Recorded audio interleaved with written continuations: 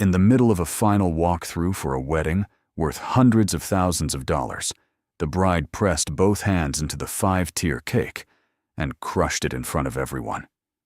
The baker stood a few steps away and watched 11 hours of his team's work collapse in seconds. The bride laughed, demanded a refund, and ordered him thrown off the property. What she did not know was that the quiet man she had just humiliated owned the entire estate where her wedding was about to take place. When the truth surfaced, who would pay? Rosewood Manor sat at the end of a long gravel drive in the Georgia countryside, half an hour from the noise of Atlanta. The house was old in the way that money kept old, with white columns, washed clean every season, and gardens that someone trimmed before dawn, so the guests would never see the work. People who came here for weddings assumed the place had always belonged to some forgotten family. They were wrong, but the man who could correct them rarely bothered to. Jacob Carter had bought the estate 4 years earlier, quietly through a holding company that carried none of his name. He was 36, a widower, and he had learned a long time ago that the less people knew about what he owned, the more honestly they behaved around him. He liked watching people without the filter that wealth put over their faces. So he kept his name off the deed, kept his clothes plain, and let the staff handle the parts of the business that required a tie. What carried his name instead was cake. Years before the manor, before any of it, he had opened a small bakery with a used oven and a line of credit he was afraid to look at. He worked the counter himself in those days, and he worked the kitchen at night, and slowly the work got noticed. Brides in the right circles began asking for the man who made the cakes that looked carved rather than baked. By the time he could afford the estate, his name meant something to people who would never have shaken his hand if they had met him behind the counter. He had built both halves of his life with the same hands, and he kept the two halves apart on purpose. The bakery took bookings for weddings at dozens of venues across the state, and Rosewood Manor was simply one of them. When a couple hired the manor and then hired his bakery for the cake, the two contracts arrived through different offices and looked on paper like the work of two different strangers. No one had ever connected them. No one had needed to. Olivia Bennett had hired both without knowing she had hired the same man twice. She came from the kind of family that did not earn money so much as inherit the assumption of it, and she moved through the world expecting rooms to arrange themselves around her. Her wedding to Liam Hart was the event of her season, and she had spent on it the way some people spend to be seen spending. The manor was the backdrop. The 5-tier cake was the centerpiece. Both in her mind existed to make her look like the woman she believed she already was. The final walkthrough was scheduled for the early afternoon, a few hours before the ceremony, while the staff dressed the ballroom and the first vendors began arriving. It was a routine Jacob had watched 100 times from the edge of a room. Unremarked, a man in a clean apron, checking that the cake had survived the drive. He preferred to deliver the important pieces himself. It kept him close to the work, and it kept the work honest. He arrived that afternoon in a gray shirt and an apron carrying the top tier in a box, while two of his people brought the rest. The cake was assembled in the side hall off the ballroom, 5 tiers rising in clean ivory, the sugar work done by hand, over 11 hours. Jacob had stayed at the bakery until well past midnight, finishing the uppermost flowers himself because the bride had asked for something specific, and he did not like to hand specific things to anyone else. Olivia swept in 20 minutes late, trailing 2 bridesmaids and the wedding coordinator, a calm woman named Diane, who had worked the manor for 3 years and had learned to keep her face still no matter what the clients did. Olivia was already in motion, already talking, already finding the room insufficient. She stopped in front of the cake and looked at it, the way a buyer looks at a horse she has decided not to want. "This isn't what I asked for," Olivia said, before she had looked at it long enough to know what she had asked for. She circled it, once heels loud on the stone floor. "The flowers are wrong. The whole top is wrong. It looks homemade." Jacob set the box down and folded his hands in front of his apron. "The design matches the order you signed, ma'am. The sketches and the color samples were approved in writing 6 weeks ago. I can bring the file if it would help." She turned to look at him then, and he watched the moment she decided he did not matter. It was a small thing, a flick of the eyes from his face to his apron, to his hands and back, and whatever she found there told her she was speaking to a person beneath her notice. "And who are you?" she said, not really asking. "You made this." "I did." The corner of her mouth moved. She glanced at her bridesmaids the way a person glances at an audience before performing. "Of course you did. Look at you. They sent the help to argue with me about my own wedding." She said the word, help, slowly, so everyone in the room would catch it. One bridesmaid laughed, uncertain. Diane's expression did not change, but her grip tightened on the clipboard against her chest. Jacob had been spoken to like that before, in the early years, by people who could smell that he had nothing yet. He had taught himself a long time ago not to answer that voice with the heat it was looking for. "The cake is exactly to specification," he said evenly. "If there's something you'd like adjusted, I can note it. But it isn't damaged, and it isn't wrong." That was the wrong word to give her. Wrong was hers to assign, and a man in an apron did not get to take it back. Something in her face hardened from contempt into decision. She set down her small white purse on a side table, smoothed the front of her dress as if she were about to do something delicate, and stepped up close to the cake. "Let me show you wrong," Olivia said. She placed both hands flat against the second tier and pushed. For a strange half-second, nothing happened, the structure holding, and then it gave all at once. The upper tiers folded inward and slid, and she pressed harder, dragging her palms down through the sugar flowers Jacob had built by hand the night before. Ivory fondant tore. The dowels that held the weight snapped sideways. The whole 5-tier tower came apart and dropped onto the stone floor in a sound like something being broken on purpose, because it was. The side hall went silent. One of the bridesmaids covered her mouth.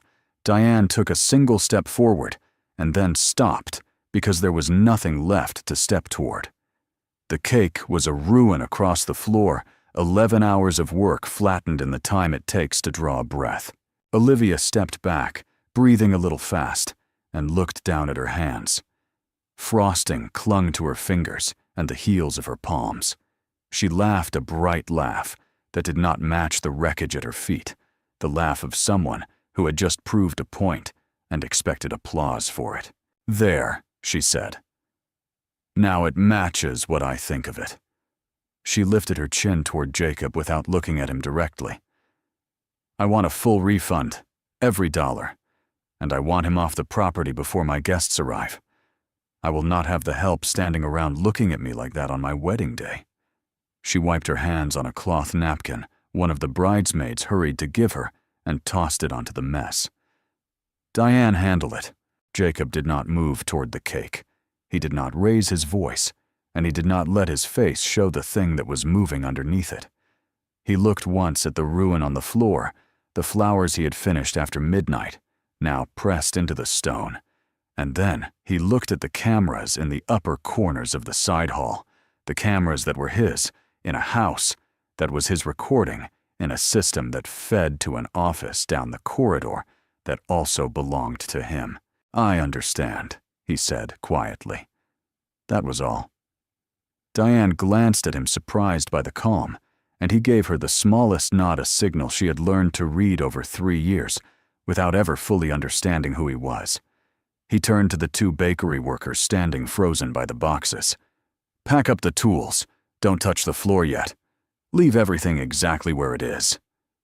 His voice stayed level, almost gentle, and that flatness did more to quiet the room than any shouting would have.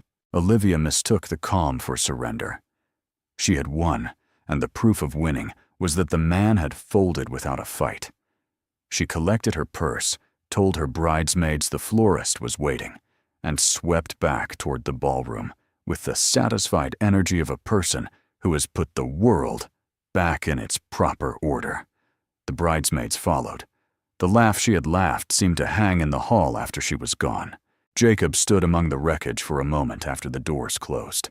Then he walked unhurried down the corridor to the office that the wedding clients never saw, the one with the bank of monitors and the filing cabinets that held every contract the manor had ever signed. A young man named Marcus sat at the desk, the estate's day manager, the only person on the property that afternoon, who actually knew whose name was behind the holding company. He stood up when Jacob came in. "I saw it on the feed," Marcus said carefully. "All of it. Mr. Carter, I'm sorry. I can have her removed in 5 minutes if you want. Don't remove anyone yet." Jacob pulled out the chair beside him and sat, eyes already on the monitors. "Pull the footage from the side hall. Last 20 minutes. Save 3 copies and lock the originals so nothing gets overwritten. I want the audio kept too." He spoke the way he spoke in the kitchen, one clean instruction at a time, no waste in it. Marcus worked the keys. The footage was clear. Olivia circling the cake, the contempt on her face when she looked at the apron the moment she set down her purse, both hands going flat against the second tier, the push. The microphones had caught all of it. The word "help," the bridesmaid's nervous laugh, the demand for a refund, the order to throw him off the property. There was no version of the event in which she had not done it on purpose. The recording made that plain. "Now bring me the file," Jacob said. Both files, the venue contract and the bakery order. Hers. Marcus retrieved the folder. Jacob laid the 2 contracts side by side on the desk and read them the way he read everything, slowly, finger moving down the page. The bakery order was clean on his side. The design matched the approved sketches exactly. The colors matched the signed samples. There was nothing she could honestly call wrong. The destroyed cake had been delivered to specification. That settled the question of the refund. He owed her nothing. The venue contract was where she had hurt herself. Jacob knew its terms better than anyone because he had written half of them. He moved down the clauses, and one after another, they confirmed what he already suspected. There was a clause holding the client responsible for any deliberate damage to property or vendors on the grounds. There was a conduct clause that allowed the manor to suspend or cancel an event for behavior that endangered staff or other guests, with the deposit forfeited and a penalty owed on top. There was a clause that required the client to settle in full any vendor dispute that arose on the property before the event proceeded. She had walked into all 3 in under 2 minutes, in front of a camera, with the audio running. He sat back and looked at the frozen frame on the monitor, the bride mid-push frosting on her hands, the laugh not yet on her face. She did not know any of this. She believed she had spent the afternoon teaching a tradesman his place. She did not know that the tradesman owned the floor she had ruined, the walls. She stood between the cameras that had watched her do it and the contract that now sat open on his desk, with her signature at the bottom of every dangerous page. She had no idea the ground had shifted under her, because in her version of the day, the ground belonged to her. Marcus watched him read and said nothing for a while. Then quietly, "What do you want to do?" "The ceremony is in a little under 3 hours. There are nearly 200 guests on the way. Some are probably on the road already." He let the weight of those numbers sit in the room. "If you cancel, it's not just her. It's all of them. It's the day." Jacob did not answer right away. He closed the venue contract and squared its edges against the desk, and he looked at the 2 paths laid out in front of him as plainly as the 2 folders. He could end it now. He had the footage. He had the clauses. He had the standing.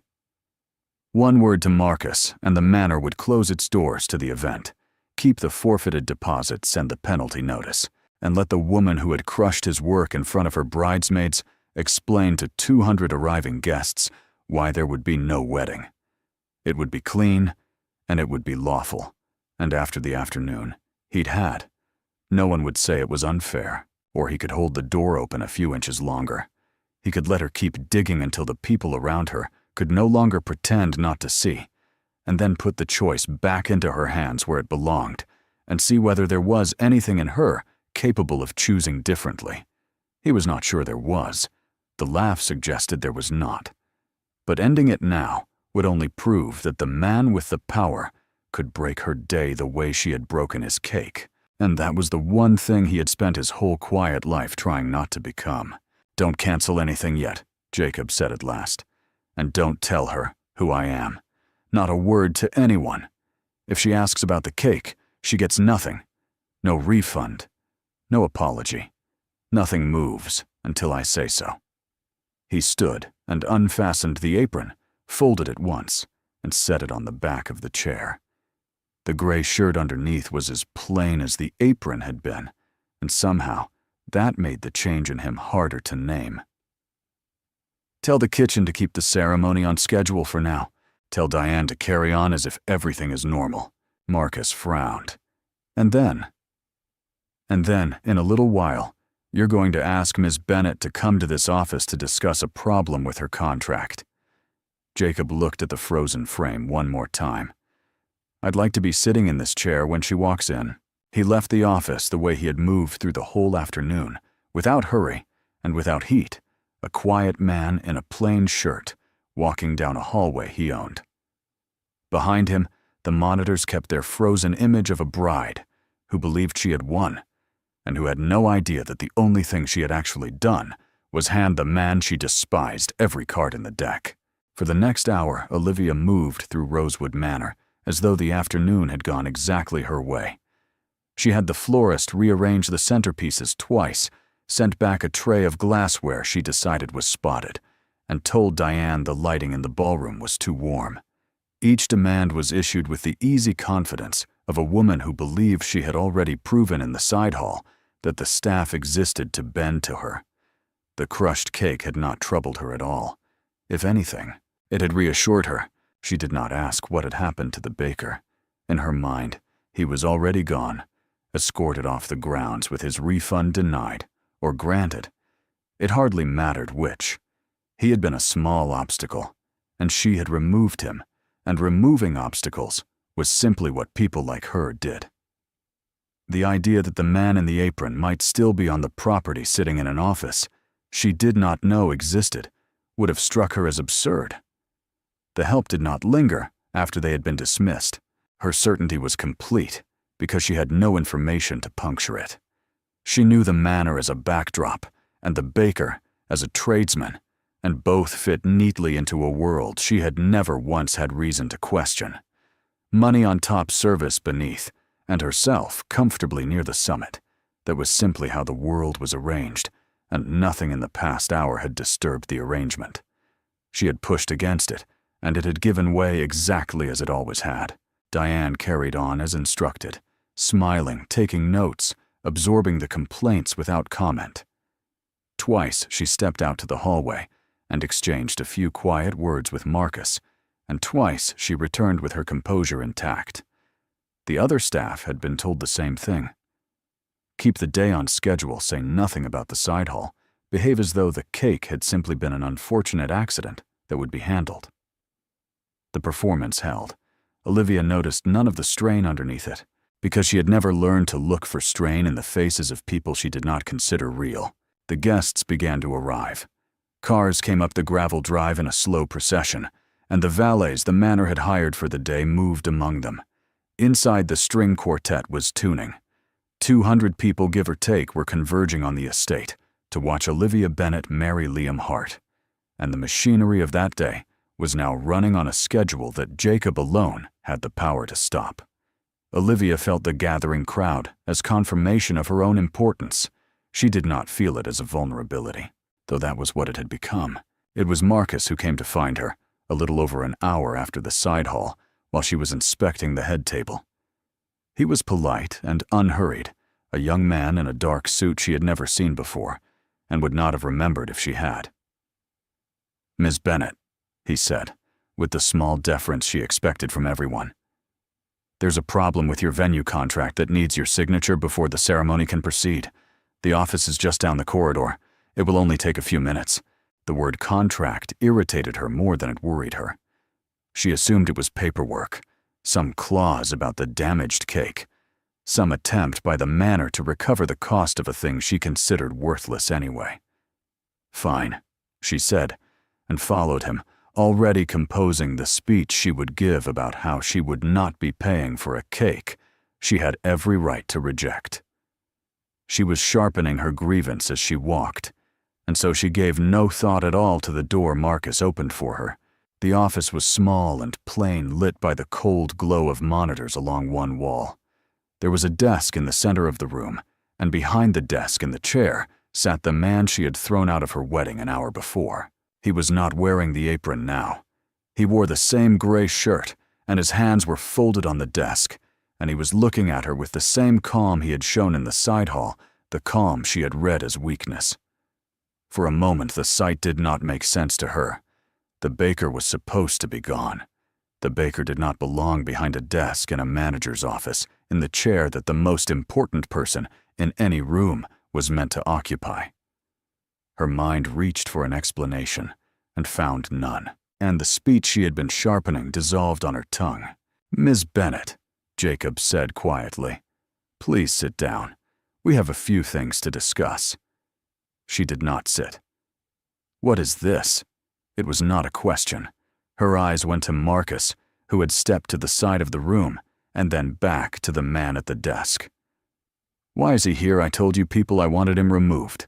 Is this some kind of—" The word she wanted was trick, but it caught in her throat, because tricks were played by people with power, and the man in front of her was supposed to have none. "Watch the screen, please," Jacob said. He gave a small nod toward the wall, and Marcus turned one of the monitors to face her. The footage played without sound at first. The side hall, the 5-tier cake herself, circling it in her wedding day heels. She watched her own face flick from contempt to decision. She watched herself set down the white purse, smooth the front of her dress, step up to the cake, and press both hands into the 2nd tier. She watched the tower fold and slide and drop.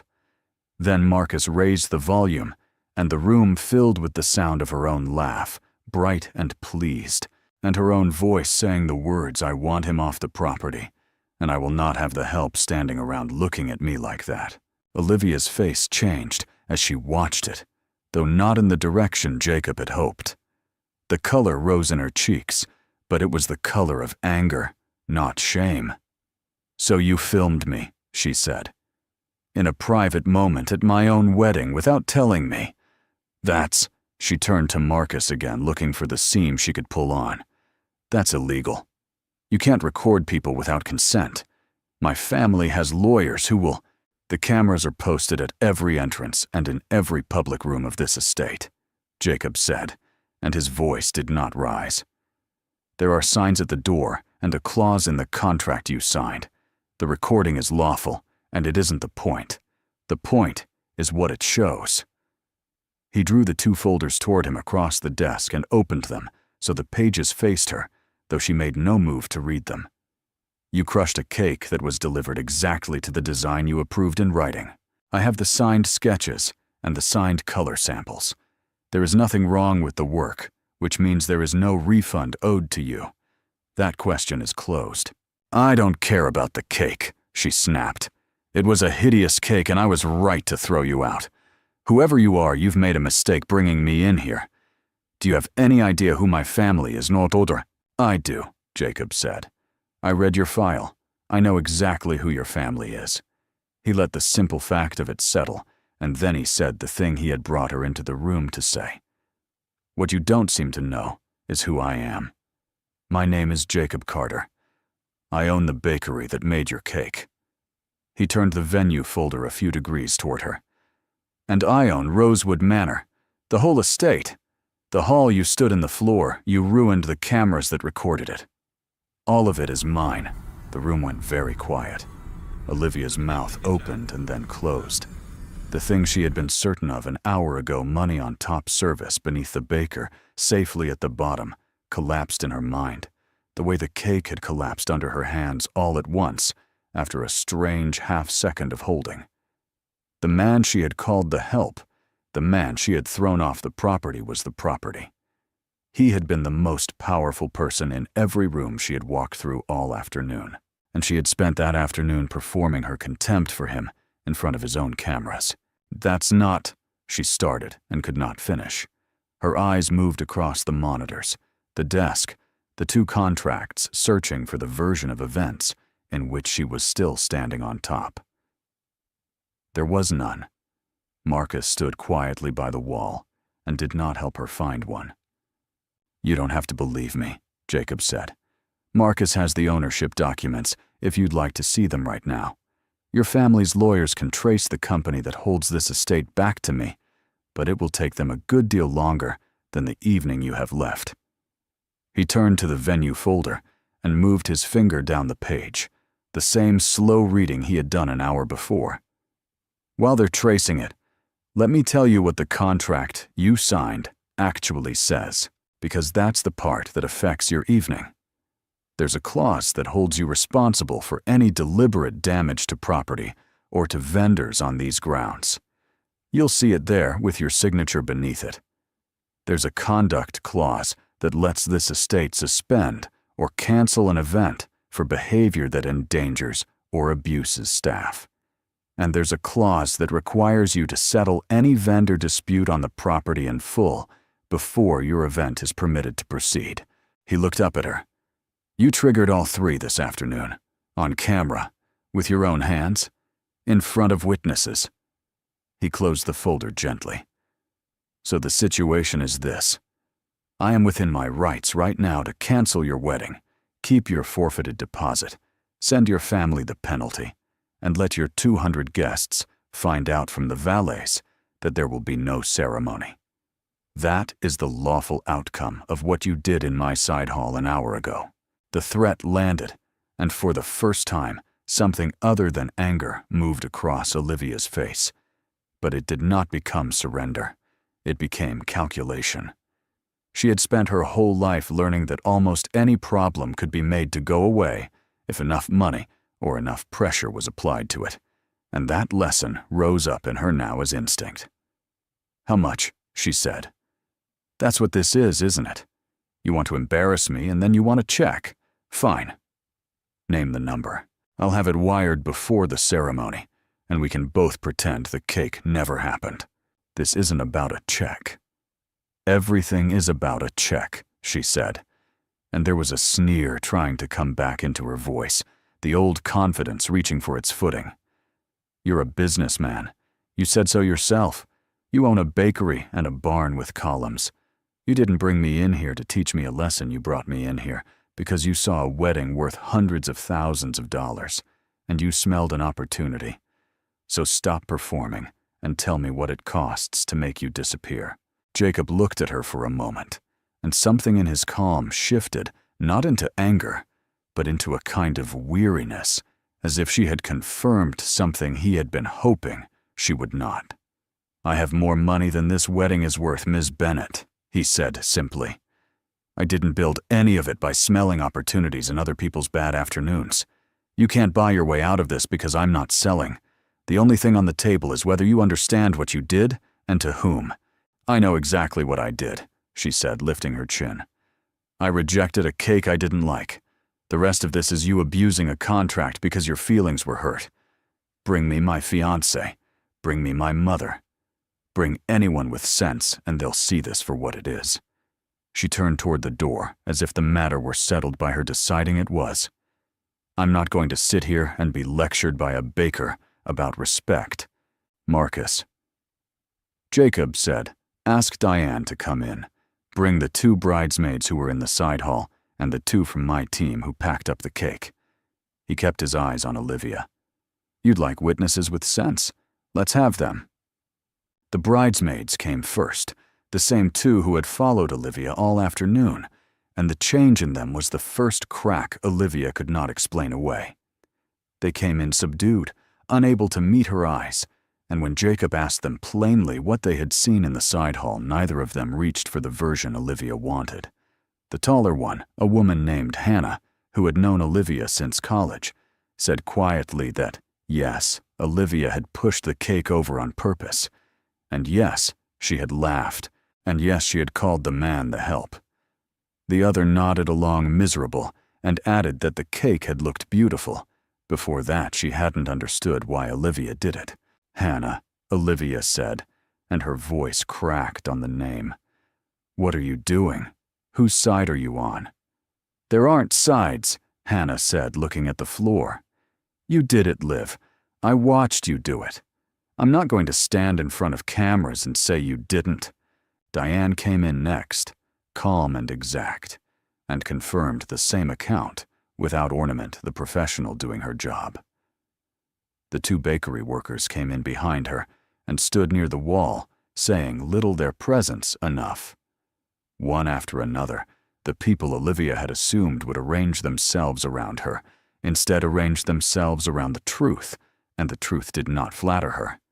She looked from face to face and found in each of them the same quiet refusal to lie for her. These were her own people, her friend, her coordinator, the staff she had ordered around all day, and not one of them would stand between her and what she had done. It was the loneliest she had ever felt in a crowded room. The world she had trusted her whole life, the one where her wealth bought her not just service, but agreement, had quietly stopped functioning, and she had not noticed the moment it failed.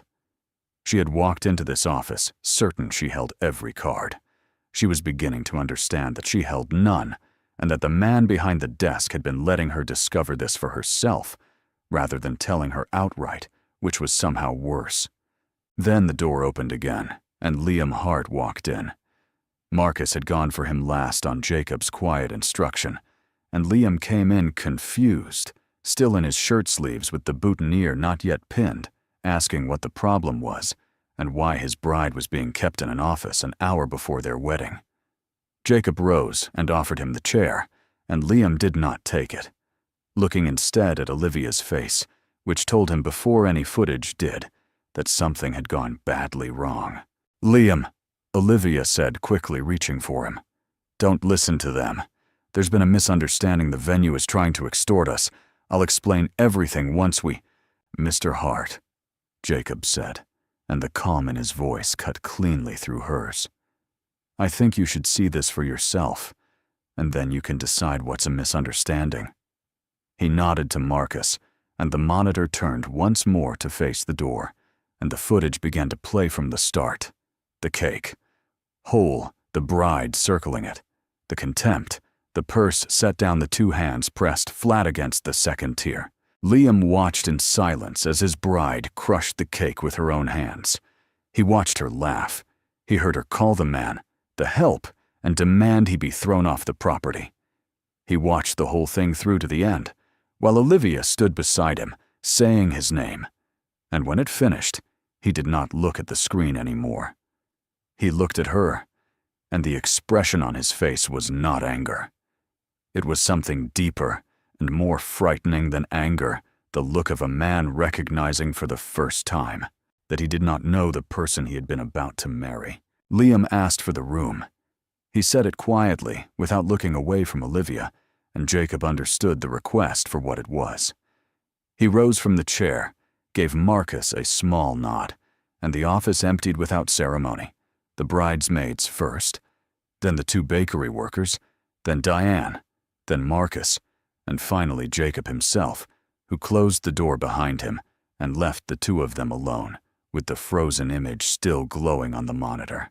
For a moment, neither of them spoke. Olivia reached for the speech she had been building all afternoon, the one about misunderstandings and extortion and lawyers, but the words had nowhere to land now. Liam had seen the footage. There was no version of the story left for her to tell him that he had not already watched with his own eyes. "I can explain," she said finally, and even she heard how thin it sounded. "I don't think you can," Liam said. He sat down on the edge of the desk, not in the chair, as if he did not want to settle into anything in that room. "I watched you do it, Olivia. I watched your face. That wasn't a woman who lost her temper. That was a woman who was enjoying herself." He looked at his hands. I keep trying to find the part where it's not what it looks like, and I can't." "It was a cake," she said. "It was an ugly cake, and it wasn't about the cake." His voice stayed low, and that was what frightened her, because Liam was not a man who went quiet when he was angry. "You called a man the help in front of people, and you laughed while you destroyed something he spent 11 hours making. And the only reason any of this matters to you now is that he turned out to own the building. If he'd really been a baker, just a baker, the way you thought you wouldn't feel a thing right now, you'd be furious that you got caught. That's the part I can't get past. The accusation landed because it was true, and she knew it was true the moment he said it." She had not felt the smallest flicker of regret in the side hall. She had felt regret only when the man behind the desk said his name, and the floor turned out to be his.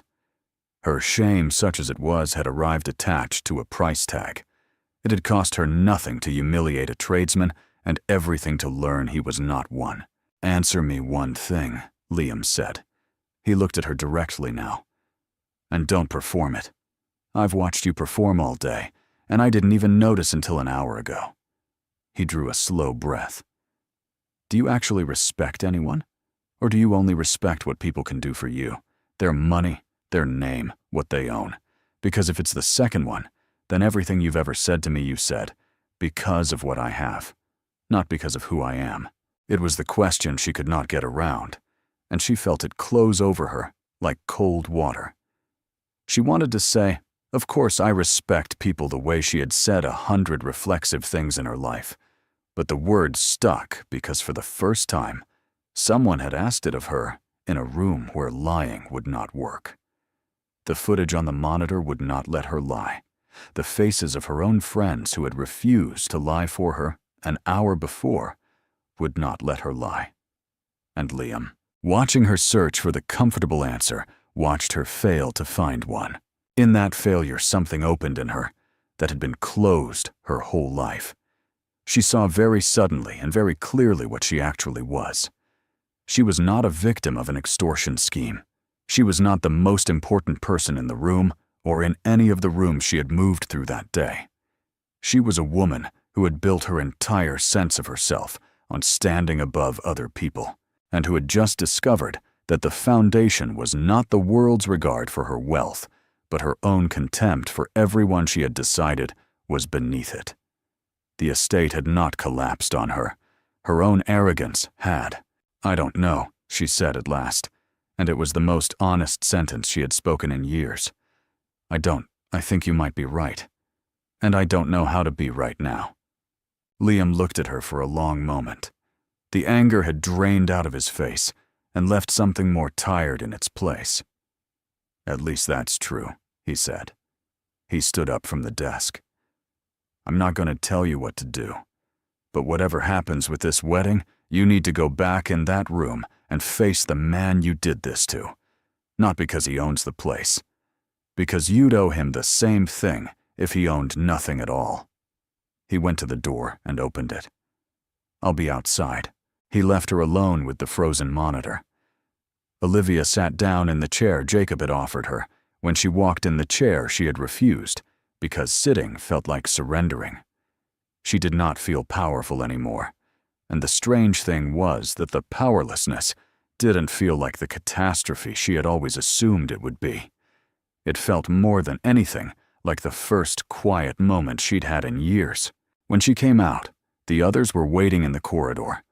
Liam, Diane, the 2 bridesmaids, the 2 bakery workers, Marcus and Jacob, who stood a little apart with his hands in his pockets, watching her without expectation. She asked Marcus quietly if they could all go back into the office. She did not phrase it as an order. None of them had ever heard her ask for anything before, and the difference in her voice was enough to make them follow without a word. Inside, she stood in front of the desk instead of behind it, and she made herself look at the man she had thrown off his own property. "Mr. Carter," she said. Her voice was unsteady, and she let it be unsteady. "I need to say this in front of everyone because I did it in front of everyone." She drew a breath that shook. "I destroyed your cake on purpose. It wasn't ugly. It was beautiful, and I knew it was beautiful, and I ruined it anyway, because I wanted to feel like I had the right to. I called you the help, and I meant it as an insult, and the only reason I'm standing here apologizing is that I found out you weren't who I decided you were. That's the worst part of it. I'm ashamed of all of it, but I'm most ashamed of that. The room was silent. Hannah's eyes were wet. Diane held her clipboard against her chest and said nothing. Olivia turned slightly, taking in the two bakery workers standing near the wall, the ones who had packed up their tools an hour before in the wreckage of their own work. "I owe you an apology, too," she said to them. "You made something with your hands, and I treated it like it was nothing, and I treated you like you were nothing, and I was wrong. The cake was a piece of work that took real skill, and I knew that, and I broke it anyway. I'm sorry." Jacob listened to all of it without moving. When she finished, he was quiet for a moment, weighing not whether she was sorry he believed that she was, but whether the sorrow had cost her anything real, or whether it was simply the price of being caught. He decided it did not matter as much as what came next. Apologies were words. He had built his whole life on the principle that a person was measured by what they did when no one with power was watching, and he extended the principle now to its other half. A person could also be measured by what they were willing to do once they finally understood the cost. "I accept your apology," Jacob said. "I do. But an apology doesn't restore a cake, and it doesn't undo a contract." He drew the venue folder toward him one more time. "You damaged property and abused a vendor on these grounds on camera with witnesses. The contract you signed makes that your responsibility. I'm not going to cancel your wedding, but you're going to make it right, all of it. The full cost of the cake, the labor of the team you humiliated, and the damage clause in the venue agreement. Every dollar of it settled before the ceremony, the same way you offered to wire me a bribe a few minutes ago. The difference is that this isn't a payment to make me disappear. It's the bill for what you actually did." "Yes," Olivia said at once. "Of course, all of it." "And one more thing," Jacob said. "It's not in the contract. I can't make you do it. But I'd like my team to hear it." He nodded toward the two bakery workers near the wall. "Those two stood in my side hall and watched a stranger destroy their work for sport. Whatever you wire me means nothing to them. So before you walk out of here, I'd like you to mean the apology you just gave them and not the one you gave me." Olivia turned fully to the two of them. Then, and this time, she did not perform it. She told them she was sorry in the plain way. A person is sorry when there is nothing in it for her. And the taller of the two, a young man who had said nothing all afternoon, nodded slowly and accepted it.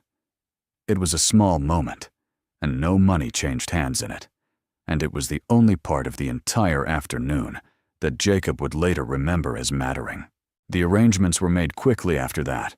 The penalty and the cost of the cake and the team's labor were settled before the hour was out, transferred through the same accounts that had been ready to send a bribe.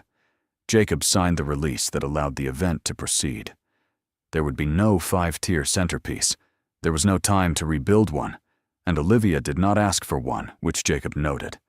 The wedding would go on without its showpiece, and somehow that seemed fitting to everyone in the room. Liam took Olivia aside in the corridor before the ceremony. Whatever passed between them was theirs, but those nearby saw that he did not call it off. He had watched his bride do an ugly thing, and then he had watched her do something he had never once seen her do in all the time he had known her, stand in front of a room full of people with nothing left to gain and tell the truth about herself. It was not enough to erase what came before. But it was enough, he decided, to be the beginning of something rather than the end of it. He told her he would marry her, and that he would also be watching for a long time to see whether the woman who came out of that office was the woman he had glimpsed for the first time in 15 years. The wedding took place that evening. In the ballroom, Olivia had complained was too warm beneath the lighting she had ordered, changed twice. 200 guests watched her marry Liam Hart and saw nothing of the afternoon that had nearly undone them both. The day was beautiful the way Rosewood Manor always made days beautiful, and no one among the guests ever learned why there was no cake at the center of the room. Olivia walked into her marriage carrying a lesson she had paid for at full price, and she carried it the way a person carries a thing they intend to keep. She had spent her whole life believing that respect was something owed upward to people with names and money and withheld from everyone below. In the space of a single afternoon, she had learned that the man she had decided was beneath her had been above her the entire time, and that the truth of him had nothing to do with the deed in his file. He had been worth respecting when she thought he was a baker. That was the part she would not be allowed to forget. Jacob did not attend the ceremony. He changed out of the gray shirt left Marcus to oversee the evening and drove back to the bakery in Atlanta, where there were orders for the next morning and an oven that did not care who he owned. He thought on the drive about how close he had come to canceling the whole thing in the first hour, and he was glad he had not. Ending her day would have proven only that the man with the power could break what he wished, the same lesson Olivia had been living by her entire life. Holding the door open a few inches longer had cost him nothing, and had made room for the one outcome that mattered, the chance, however small, that she would choose differently when the choice was finally hers. He had never told her who he was for the pleasure of the reveal. He had told her because the truth had been the only thing left that might reach her after money and pressure and performance had all failed. And in the end, it was not even the truth about the deed that had reached her. It was a question her own fiancé had asked her in an empty room about whether she respected anyone at all. The estate had only been the thing that forced her to sit still long enough to hear it. The next morning the bakery opened, as it always did, and Jacob worked the early hours himself the way he had since the beginning. A young couple came in to discuss a cake for a small wedding they could barely afford, and they spoke to him carefully, the way people speak to someone they assume is just the man behind the counter. He did not correct them. He took their order, sketched what they wanted on the back of a receipt, and gave them more of his attention than their budget could have purchased anywhere else in the state. He had learned the lesson long before Olivia Bennet ever walked into his side hall, and he lived by it, whether anyone was watching or not. The measure of a person was never the name on the deed or the figure in the account. It was how they treated the people they believed could do nothing for them in the rooms where no one important was watching, when there was no advantage in being kind. He had built 2 lives on that single idea, and he intended to keep it quietly. For the rest of them, a baker, to anyone who needed him to be one, and never in any hurry to be anything more.